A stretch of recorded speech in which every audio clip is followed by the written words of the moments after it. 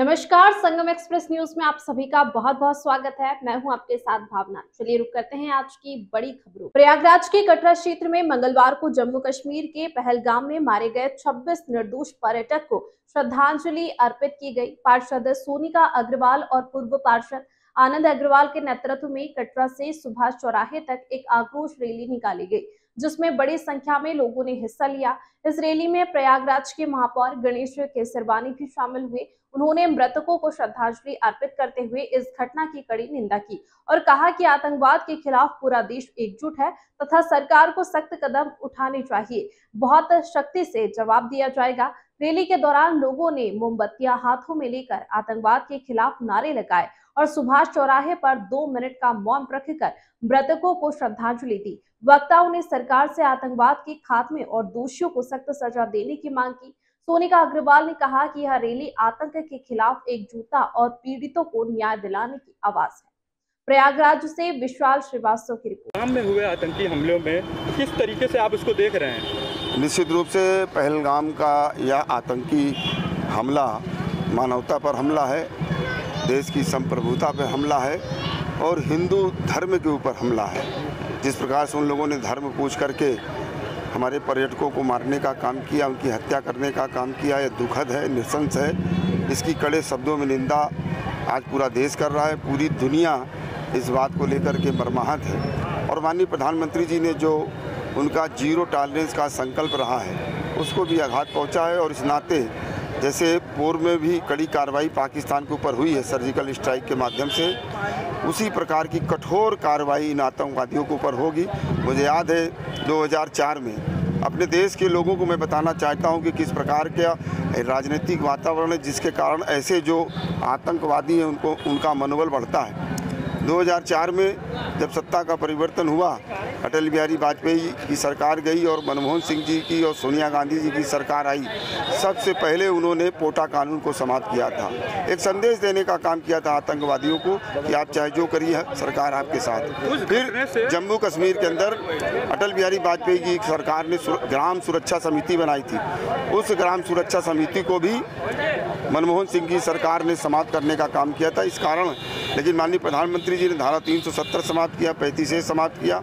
उस कारण पाकिस्तान के द्वारा प्रायोजित जो आतंकवाद है कहीं ना कहीं वो बौखला गया था और एक दुखद घटना का अंजाम दिया है। निश्चित रूप से माननीय प्रधानमंत्री जी कठोर कार्रवाई करेंगे, इन आतंकवादियों की 7 पुश्तें याद रखेंगी। इस प्रकार की कठोर कार्रवाई होगी। वीडियो वायरल हुआ, उसमें कहा जाके मोदी को बता देना, उस पत्नी को उस पति को मार दिया जाता है उसके सामने, वो कहते हैं जाके मोदी को बता देना कि हमने मार दिया है। देखिए तो इतने आसानी से ये आतंकी केंद्र सरकार को चुनौती दे रहे हैं, वहाँ की सुरक्षा व्यवस्थाओं को चुनौती दे रहे हैं। देखिए ये कायर लोग हैं, ये डर पैदा करके समाज का दोहन करने का प्रयास करते हैं और मोदी जी तो जान ही गए हैं और इस घटना को पूरी दुनिया ने देखा है। तो निश्चित रूप में जैसा पहले भी कहा, कठोर कार्रवाई होगी और इनकी 7 पुश्तें याद रखें। आज जिस प्रकार से जम्मू कश्मीर के अंदर आतंकवाद समाप्त हुआ है, समय समय पर इस प्रकार के कुछ कार्रवाई करके एक बार पुनः उसको जीवित करने का प्रयास करते रहें। लेकिन माननीय प्रधानमंत्री जी के नेतृत्व में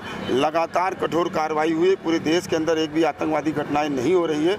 जम्मू कश्मीर में जो ये घटना हुई है ये दुखद है और ये सरकार के लिए एक बहुत बड़ी चुनौती और निश्चित रूप से इसका समाधान भी होगा। कहते हैं कि गंगा यमुना तहजीब, कहते हैं कुछ लोग कहते हैं कि आतंकी का कोई धर्म नहीं होता, कोई मजहब नहीं होता, मगर एक मजहब को टारगेट करके उन्होंने मारा। निश्चित रूप से ये दुनिया इस बात को जानती है कि जो ये बात कहते हैं कि मजहब का धर्म नहीं होता, कहीं न कहीं उसी आतंकवाद से पुष्पित और पल्लवित वो लोग भी हैं जो इस बात को कहते हैं, यानी वो आतंकवाद को बढ़ावा देने का काम करते हैं। इसलिए मैं देश के नागरिकों से कहना चाहता हूं कि इनको पहचानो और इनके जो संरक्षक हैं इस देश के अंदर, जो ऐसे राजनीतिक दल हैं जो तुष्टीकरण की राजनीति करके इन आतंकवादियों के मनोबल को बढ़ाने का काम करते हैं, उनको भी दंडित करने की आवश्यकता है।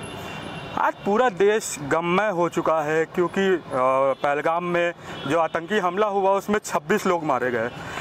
वो हमला उस टाइम पे हुआ जब टूरिज़्म अपने चरम पे था। वहाँ करीबन 5000 लोग मौजूद थे। तभी 4 से 5 आतंकी वहाँ पे पहुँचते हैं और ताबड़तोड़ गोलियाँ वहाँ आए टूरिस्ट पर ऊपर बरसाने लगते हैं।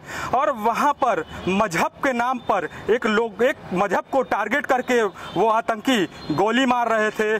तो हम यही देखना चाहते हैं वो कहाँ गई वो गंगा यमुना की तहजीब कि कहते थे कि जो टेररिस्ट होते हैं इनका कोई मजहब नहीं होता है, वो किसी धर्म के नहीं होते। तो यहाँ पर एक धर्म को टारगेट करके ही उन्होंने मारा। वहाँ पर एक पल्लवी और अपने हस्बैंड के साथ घूम रही थी, तभी एक आतंकी उनके पास आता है और कहता है क्या तुम हिंदू हो? और वो जैसे ही बोलता है वो हिंदू है, ताबड़तोड़ गोलियां उसकी छातियों पर दाग दी जाती है। तो क्या कश्मीर में हिंदू होना एक गुनाह है? वो आतंकी जो आए थे वो क्या बताना चाह रहे थे, क्या मैसेज देना चाह रहे थे कि गैर कश्मीरी और कश्मीर में हिंदुओं का बैंड होगा? वो क्या बताना चाह रहे थे? यहाँ पर आज प्रोटेस्ट किया गया और जो 26 लोग मरे उनको श्रद्धांजलि अर्पित की गई। यहाँ कटरा के क्षेत्र लोकप्रिय पार्षद भी हैं और यहाँ के कटरा के क्षेत्र के लोग भी हैं। हम उनसे बात करेंगे क्या हिंदू अपने देश में सुरक्षित नहीं है क्या? इस पे भी बड़ा मुद्दा है इस समय देश के लिए, क्योंकि हम बंगाल से तो निकल नहीं पाए थे, एक बड़ा झटका और मिल चुका है। क्या अब अपने देश में हिंदू सुरक्षित नहीं रह गया क्या? बंगाल के बाद इतनी बड़ी घटना और एक मजहब को टारगेट करके वो गोली मार रहे थे। आज हमारे देश में, हमारे देश के प्रधानमंत्री जी के नेतृत्व में पूरे देश में पिछले 10-12 वर्षों में काफ़ी परिवर्तन हुआ है। कश्मीर से लेकर कन्याकुमारी तक देश में आतंकवादियों के खिलाफ बहुत बड़ा अभियान प्रधानमंत्री जी के नेतृत्व में, अमित शाह जी के नेतृत्व में चला है, जिसके कारण आतंकवादियों की कमर टूट गई है और बौखलाहट में इस तरह का कृत्य कर रहे हैं। और इसका जवाब हमारे प्रधानमंत्री जी और देश के गृह मंत्री जी अवश्य देंगे। आने वाले समय में आपको इसका आभास होगा। पार्षद थे, उन्होंने भी बताया वो लगी हुई हाथ की मेहंदी का हिसाब कब होगा, उस पल्लवी को इंसाफ कब मिलेगा, ये बड़ा मुद्दा है देश के लिए। उस रोती हुई बिलखती हुई आंसुओं का हिसाब कब होगा? ये तो आपने ऐसा कहा, हिसाब तो अब हो ही रहा है। चिन्हित हो गए हैं आतंकवादी, उनकी पहचान हो गई है। जितनी तेजी के साथ भारत के सैन्य बल ने, भारत की पुलिस ने, भारत के महकमे ने, भारत के हर वर्ग ने, प्रधानमंत्री जी, गृह मंत्री जी, भारत की आम जनता, पूरा पुलिस बल सब लग गया है। और इस कृत्य की जितनी निंदा की गई है, वो जितनी निंदा की जाए उसका कोई, मैं तो कुछ कह भी नहीं पा रही हूँ। मेरे पास शब्द नहीं है इस समय। बस यहाँ पर ये कहना चाहूँगी कि ये जो कृत्य है, मेरे ख्याल से ये बौखलाहट है, क्योंकि जो भाजपा सरकार ने बिना जात पात के पूरे भारत का विकास किया, विकास के रथ पर जो चल पड़ा भारत, शायद वही बौखलाहट है जम्मू कश्मीर में भी और बंगाल में भी। क्योंकि मुझे तो नहीं लगता, क्योंकि जो और भी सुधार लाए हैं हमारे मोदी जी, चाहे वो वक्फ बोर्ड क्या है, ये कोई जात पात नहीं है।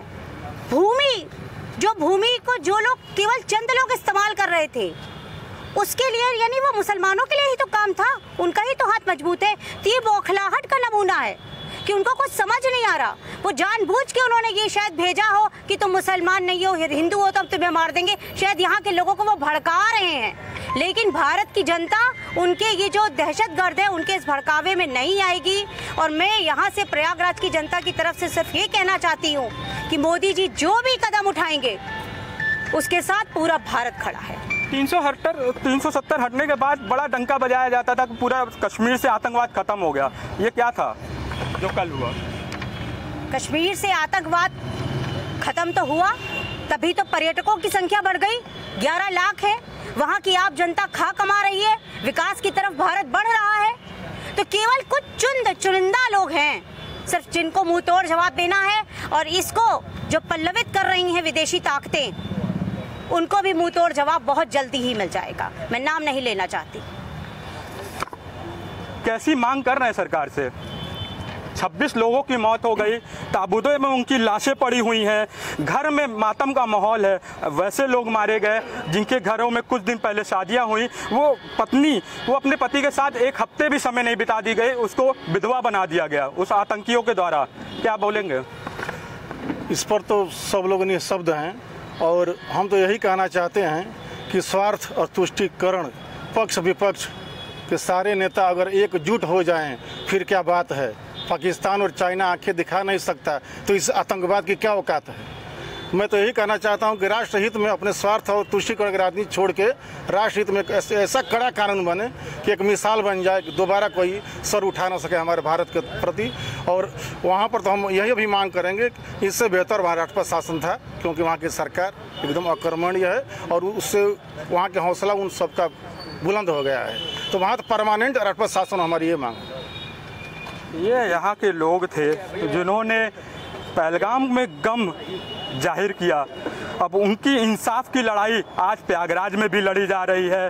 प्रयागराज में भी आज आनंद अग्रवाल के नेतृत्व में एक आक्रोश रैली निकाली गई जिसमें बड़े लोग उन्होंने बढ़ चढ़ के हिस्सा लिया। कैमरामैन शिवांगी के साथ मैं विशाल श्रीवास्तव, प्रयागराज।